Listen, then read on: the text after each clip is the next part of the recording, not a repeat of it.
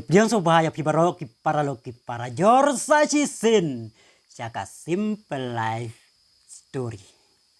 Hakani ka video ngin ya page lan ngin ya review.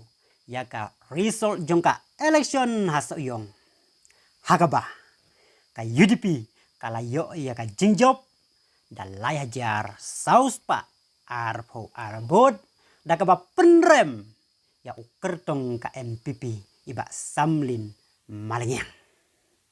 Adang ya pay akan ka result naka election hasoyong hadu ka raw ka banyaw kalong kumne. Ka UDP lang ba uba sensyar kupar lengdo taba. Ilayo kan rewajar reus pa nyaw pokon daibon.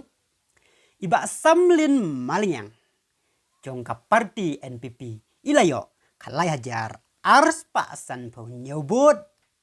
Iba S. Osborne Karjana jong ka kongres ilayo siajar news pa henreu po arbon unota ulayo ars pa nyaw po arbon iba studying star taba jong ka AITC ilayo prapo kundai bon iba sandon dor rentatiang jong ka parti HS PDP ilayo henreu po arbon bat iba serap Eric Harbuki jongka parti BJP ilayo Sao Paubon.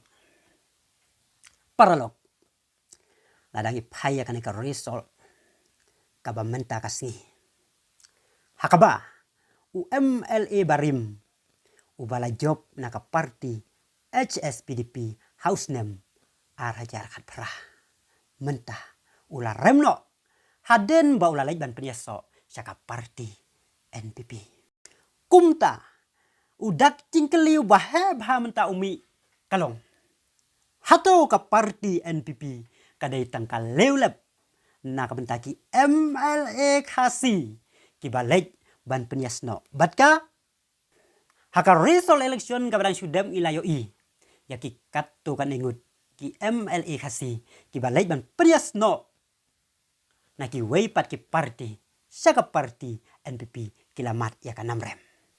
Kinai kilong kum uba Mohendro Rapsang uba Kimpa S Marbanyang kibala pledge syaka parti NPP naka kongres. Iba Hamlet Doling bat iba Jason Saukumi kibala lej penyaso syaka parti NPP naka parti PDF. Bat samenta iba Samlin Malingyang ibala lej penyaso syaka parti NPP naka HSPDP mairu ilamat kaju ka apon. Nga ya ka jubab hapi ki padba.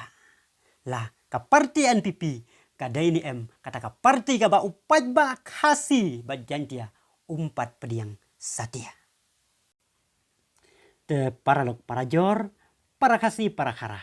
Penpau ya kijing perkhad jong hi lengba ki comments. Te tata do wingi sembiang haka weipat ka video kublai sibon.